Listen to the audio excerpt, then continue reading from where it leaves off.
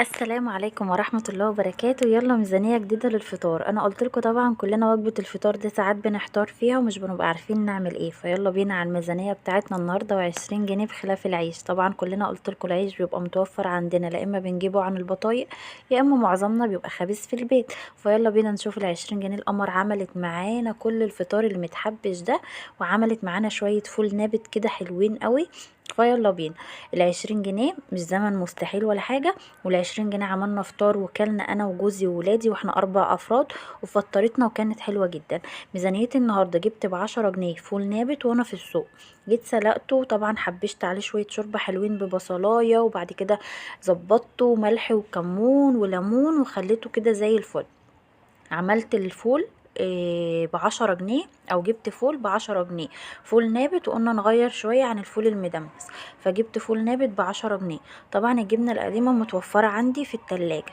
جبت كمان ربع كيلو من البطاطس، حبيتين بطاطس ب5 جنيه، البطاطس ب20 جنيه. جبت حبيتين بطاطس عاملين ربع كيلو، ادي كده 15 جنيه.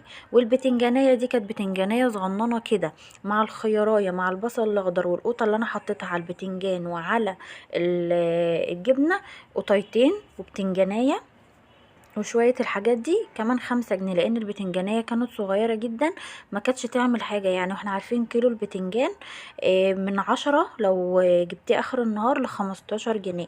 فهي البتنجانية مع حبيتين القوطة مع الحاجات دي كلها 5 جنيه كمان، يبقى كده 20 جنيه.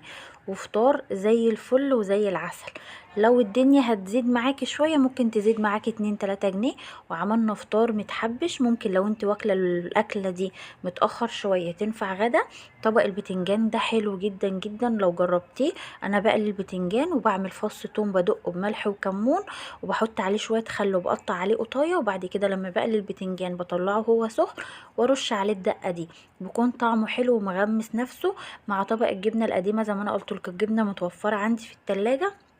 فكل الحكاية هي قطاية واحدة على الجبنة مع شوية الزيت والربع كيلو البطاطس، وكده ب20 جنيه احلى فطار.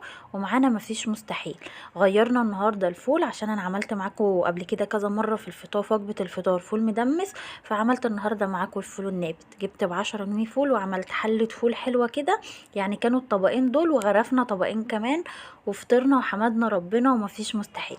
طبق البتنجان ده لو عملتيه طعمه تحفة، بيفتح النفس وتقعدي تاكلي منه كده مش هتشبعي من جماله.